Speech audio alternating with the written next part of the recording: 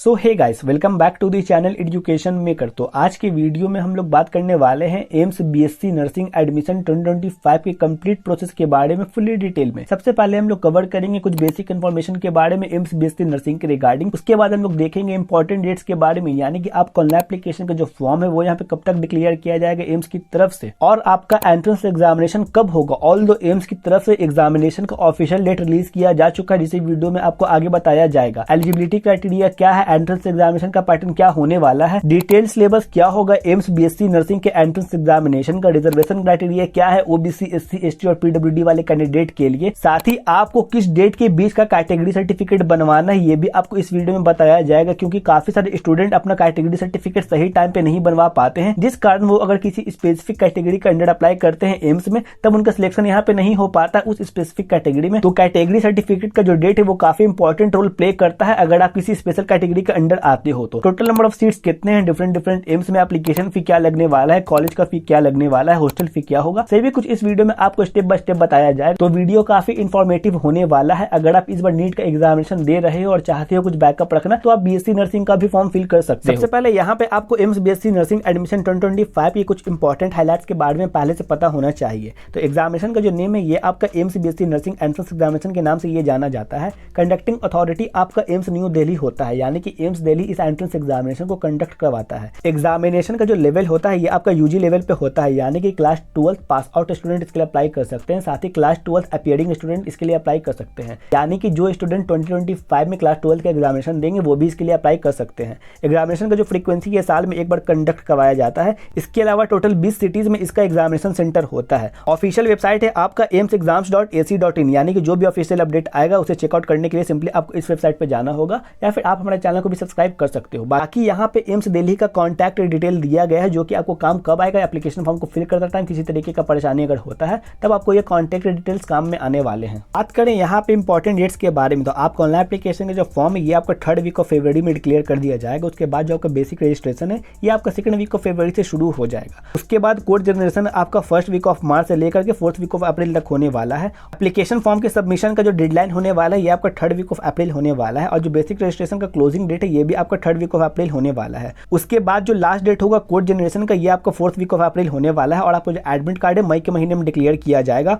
और फाइनली आपको जो एंट्रेंस एग्जामिनेशन है वो यहाँ पे 1 जून को कंडक्ट करवाया जाएगा, जो कि ऑफिशियली एम्स की तरफ से बता दिया गया है कि आपका जो एग्जामिनेशन 2025 में बीएससी नर्सिंग का वो आपका 1 जून को होने वाला है। उसके बाद आपका जो रिजल्ट है वो यहाँ पे 6 जून 2025 को डिक्लेयर कर दिया जाएगा, जो कि काफी जल्दी डिक्लेयर हो जाता है, क्योंकि एम्स जो है सीबीटी मोड पे आपका एग्जामिनेशन लेता है, जो कि फुल्ली ऑनलाइन होता है, कंप्यूटराइज होता है। इस कारण कॉपी चेकिंग में ज्यादा टाइम नहीं लगता है, और आपको रिजल्ट है 1 वीक के अंडर ही डिक्लेयर कर दिया जाता है। काउंसलिंग आपका जुलाई से अगस्त के बीच में कंप्लीट हो जाएगा। तो इस तरीके से आपका एप्लीकेशन फॉर्म फरवरी के लास्ट वीक में डिक्लेयर किया जाएगा, और फाइनली आपका जो कंप्लीट एडमिशन है वो जुलाई से लेकर के अगस्त के बीच में कंप्लीट हो जाएगा। एम्स बीएससी नर्सिंग का जो एलिजिबिलिटी क्राइटेरिया होता है वो काफी यहाँ पे सिंपल होता है। कैंडिडेट का इंडियन सिटीजन होना यहाँ पे जरूरी है, साथ ही कैंडिडेट का क्लास 12 पास होना जरूरी है किसी भी रिकॉग्नाइज्ड यूनिवर्सिटी और बोर्ड से।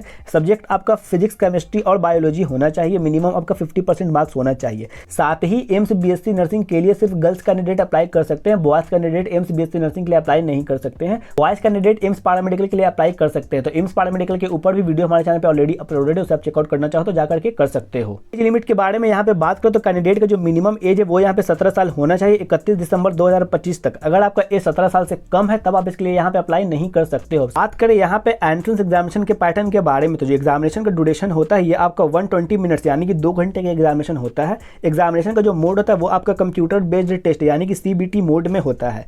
क्वेश्चन का जो टाइप होता है ये आपका मल्टीपल चॉइस क्वेश्चन होते हैं, यानी कि ऑब्जेक्टिव टाइप के क्वेश्चन होते हैं। सब्जेक्टिव टाइप के क्वेश्चन एम्स के नर्सिंग के एग्जामिनेशन में नहीं पूछे जाते हैं। टोटल नंबर ऑफ क्वेश्चन यहाँ पे 100 होते हैं, 100 मार्क्स के, यानी कि एक आंसर सही होने पे आपको 1 नंबर मिलता है। नेगेटिव मार्किंग भी इस एग्जामिनेशन में होता है, यानी कि अगर आपका कोई आंसर गलत होता है, अगर आप कोई आंसर को गलत चूज कर लेते हो तो यहाँ पे आपका 0.25 मार्क्स डिडक्ट किया जाएगा, या फिर -1/3 मार्क्स डिडक्ट यहाँ पे किया जाएगा। एग्जामिनेशन में आपके फिजिक्स, केमिस्ट्री और बायो से क्वेश्चन पूछे जाएंगे। फिजिक्स में 30 मार्क्स के क्वेश्चन पूछे जाएंगे, केमिस्ट्री से 30 मार्क्स के, बायो से 30 मार्क्स के। उसके बाद जनरल नॉलेज से आपके 10 मार्क्स के क्वेश्चन पूछे जाएंगे, तो टोटल मार्क्स यहाँ पे आपके 100 हो गए। तो यहाँ पे आप देख सकते हो कि किस सब्जेक्ट से कितने नंबर के क्वेश्चन यहाँ पे पूछे जाने वाले हैं। बात करें यहाँ पे एंट्रेंस एग्जामिनेशन के डिटेल सिलेबस के बारे में, तो आपका जो सिलेबस होता है वो मेनली क्लास 11th और 12th पे एनसीईआरटी बेस्ड होता है, फुल्ली एनसीईआरटी बेस्ड होता है। क्लास 11th और 12th में जो भी आपने पढ़ा है वहीं से क्वेश्चन यहाँ पे पूछे जाते हैं। कि यहाँ पे आप देखोगे डिटेल सिलेबस मेंशन किया गया है। फिजिक्स में यहाँ पे आपके इन टॉपिक्स से क्वेश्चन पूछे जाने वाले हैं, यहाँ पे आप देख सकते हो। उसके बाद यहाँ पे आप केमिस्ट्री केमिस्ट्री का टॉपिक्स देख सकते हो कि केमिस्ट्री में किन किन चैप्टर से क्वेश्चन पूछे जाने वाले हैं, किन किन टॉपिक से क्वेश्चन यहाँ पे पूछे जाएंगे, यहाँ पे आप देख सकते हो। उसके बाद यहाँ पे आप बायोलॉजी का सिलेबस देख सकते हो कि बायोलॉजी में आपके किन किन चैप्टर से क्वेश्चन पूछे जाने वाले हैं एम्स बीएससी नर्सिंग के एंट्रेंस एग्जामिनेशन में। और फाइनली यहाँ पे आपका 10 नंबर का जो जनरल नॉलेज होने वाला है उसका सिलेबस देख सकते हो। मेनली आपके history, science, geography, culture, general policy या फिर करंट अफेयर से भी क्वेश्चन यहाँ पे पूछे जाने वाले हैं, तो यहाँ पे आप देख लोगे।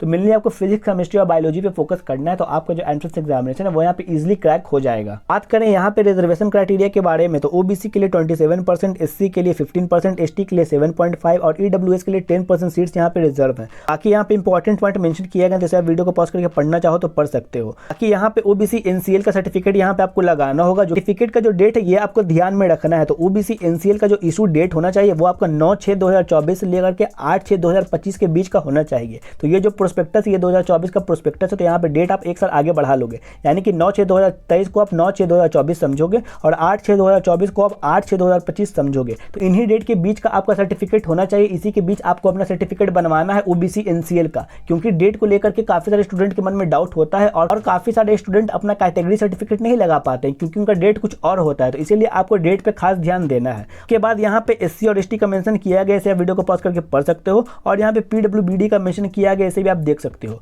उसके अलावा इंपॉर्टेंट यहाँ पे ईडब्ल्यूएस के लिए, तो ईडब्ल्यूएस का जो सर्टिफिकेट है वो आपका 1/4/2025 से लेकर के 8/6/2025 के बीच का होना चाहिए। अगर आपका ईडब्ल्यूएस का सर्टिफिकेट इन डेट के बीच का नहीं है तब यहाँ पे आप कैटेगरी सर्टिफिकेट नहीं लगा सकोगे। तब यहाँ पे आपको मेनली जनरल कैटेगरी के अंडर ही अप्लाई करना होगा। तो अगर आप किसी स्पेशल कैटेगरी के अंडर अप्लाई कर रहे हो तो यहाँ पे जो सर्टिफिकेट का जो इशू का डेट है उस पर आपको ध्यान देना है। टोटल नंबर ऑफ सीट्स कितने हैं एम्स बीएससी नर्सिंग में डिफरेंट एम्स में, यहाँ पे आप क्लियरली आसानी से देख सकते हो। यहाँ पे आपका एम्स का नेम मेंशन किया गया। एम्स दिल्ली में टोटल आपके 96 सीट्स अवेलेबल हैं, बठिंडा में 60 सीट्स, भोपाल में 90 सीट्स। उसके बाद यहाँ पे जोधपुर में 100 है, मंगलागिरी में 100 है, पटना में 75 है, ऋषिकेश में 100 है, गुवाहाटी में 60 है। यानी कि टोटल नंबर ऑफ सीट्स आपके 1 2 3 1 यहाँ पे अवेलेबल है, सभी एम्स का मिला करके यहाँ पे आप देख सकते हो। बाकी यहाँ पे कैटेगरी वाइज सीट्स को डिवाइड किया गया है। तो जनरल के लिए 37 सीट्स हैं, ईडब्ल्यूएस के लिए 9 सीट्स हैं, ओबीसी के लिए 25 है, एससी के लिए 13 है, एसटी के लिए 7 है। उसी तरीके से सभी एम्स का देख सकते हो कि किस कैटेगरी के लिए कितने सीट्स अवेलेबल है एम्स में। सिंपली वीडियो को पॉज करके यहाँ पे आप आसानी से देख सकते हो। टोटल यहाँ पे जनरल के लिए 484 सीट्स, जनरल पीडब्ल्यूबीडी के लिए 23 सीट्स, ईडब्ल्यूएस के लिए 117 सीट्स,